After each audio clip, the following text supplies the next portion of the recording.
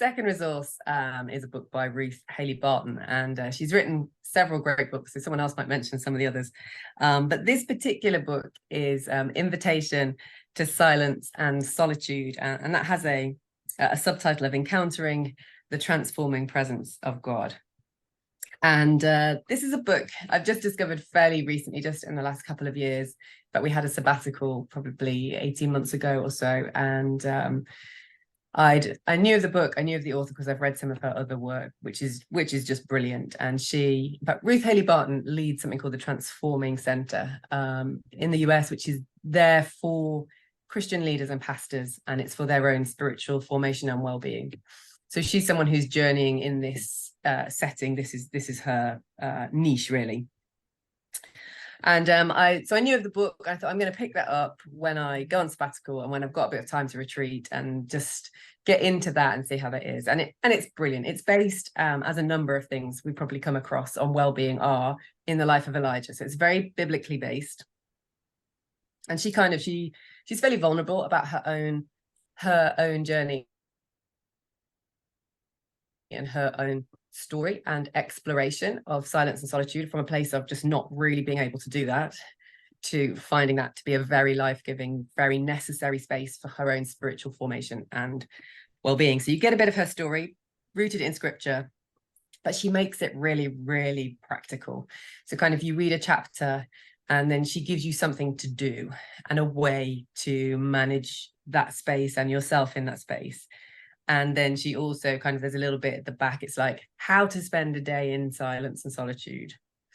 So for me, probably the reason that I would say this has to make the list is because since that sabbatical and having read the book, I have kind of got a practice of trying to go for a day's retreat with some regularity. It's probably like 3 or 4 times a year, but which is around my well-being, my connection with God, just pull away from all the other stuff and all the other demands to actually work out if I'm okay still and what God might be saying. And the brilliant thing about this book is it helps me to navigate that space, because sometimes when you're in the thrust of everything being very busy, the idea of a day of silence and solitude at one level is a bit terrifying. Because like, what will I do? And even now, even though I know it's always been a very life-giving thing to do, I can still feel a bit uncomfortable at the, I'm going to spend a whole day in silence and solitude. What will that be? So because I've got this book and she navigates me through it, basically it helps to give me a framework where I can step away, take a day and engage deeply with Jesus in a way that is powerfully informative to what's going on the inside of me, helps me to connect with God in the middle of that then is a very also forward-facing and life-transforming process. So those are very big words. It sounds quite grand. Basically, she's just given me a lifeline and a way to connect to God and to connect to the realities in myself, because in pastoral ministries, I'm sure many people listening will know, it's easy to get a bit lost yourself. It's easy to not even pay attention to what's going on the inside of you. How are the things you're engaging with impacting you? How are they impacting your faith? Some of the way that people might be responding in your setting to certain things. How is that impacting me? And what's that informing, or how's that informing my self-worth, my view of myself in Christ? And it's only really when I go away in silence and solitude with the right questions that Ruth Haley Barton gives me and making that space that it helps me to kind of peel away the layers in an ordered manner that helps me to make sense of some of that without taking a week and without spending a lot of money on therapy. Right. I mean, I'd love to. I've said a lot there. No, that's fine. That's fine. I'd love to dive into the practicalities of it, because when I think about a day in silence and solitude, I think probably like you, it sounds a bit daunting. And I think, have I got to go out into nature, or have I got to I know, how does that, I couldn't even imagine how that would look practically. So give me some insights of the, sort of the practical, so putting that into practice. So on a practical sense, I normally go somewhere where there's no one else who's got any expectations of me. So I could do this at home if no one else was at home, although there's always jobs and things at home. That's not the most constructive place. So if I've got anywhere to go away to, I'll go away for the day. And where I normally do this, there's a place in Coventry called the Breathing Space, which is somewhere that someone set up as a kind of like as a retreat center, but you can just book in and go for a day.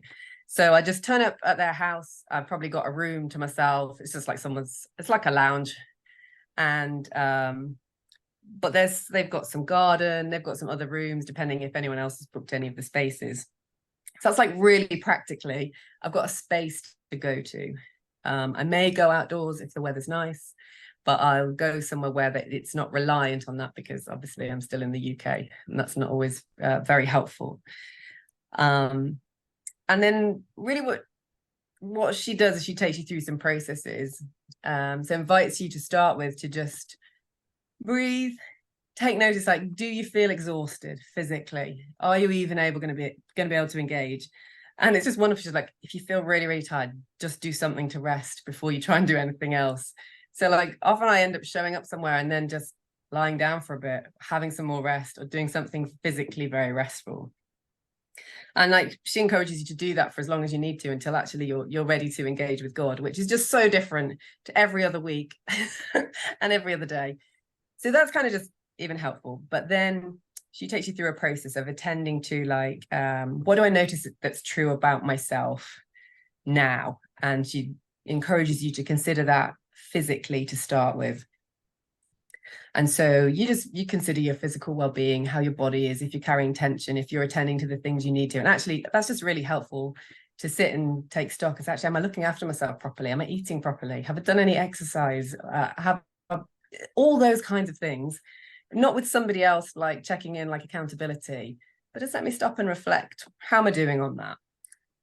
And you spend a bit of time, and I journal a few things. That's kind of your headline. And then she moves to the mind and asks a question. It's like, what has my mind been concerned with lately?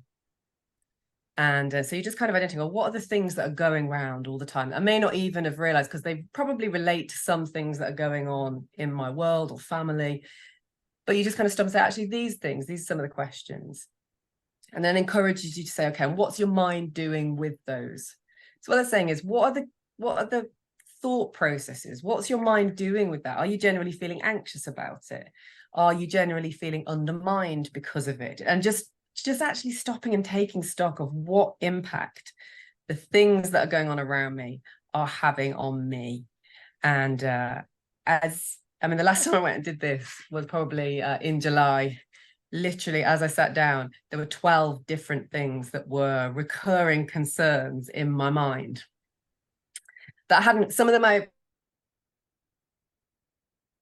was probably very conscious of, some of them I wasn't really conscious of at all until I slowed down and stopped. And then she encourages you to really just to bring those down, to sit before the Lord with them, not necessarily to ask him for an answer, but just to know that you can come with all the questions those things might be posing and the unfinishedness of some things, and to find the presence of God in all of that. And the thing that was amazing for me in July was, as I did that, the Lord spoke to me about every single one, not an answer, but helped me understand the situation and how it was impacting me differently in a way that I wasn't necessarily seeking for, but was very, very informative. And then she goes on and talks about your soul and losses and joys, which is just a very healthy way of stopping and saying, actually, some things have maybe hurt me in the last season more than I thought. And I do actually need to process that. So it's that sort of process. And because there's a structure to it, that kind of takes all day. That sounds like it shouldn't need to. I've just talked you through it very quickly. But just giving you the space and the structure and the way to do that in a way that's biblically based, I've just found very, very life-giving. And what I tend to find is things come out of that day that almost just like reset my trajectory a little as I come out of it, more towards truth, more towards walking closely with Jesus, and more towards what is joy-filled and life-giving. And that's very helpful. Fantastic. I mean, it sounds absolutely fantastic. And I think having a structure to me sounds a lot more achievable, I think. And yeah, it's just scary if you're going to do it on your own. You're like, well, what am I even going to think about? And am I going to go crazy? And is it going to be unhelpful? Because most of us, we need someone to help us with what's going on the inside of our heads and not just leave us alone with it. And that's why I just say I'd put it on this list, not because necessarily the best read, but it's opened a door to some very precious practices, I think is what I'd say.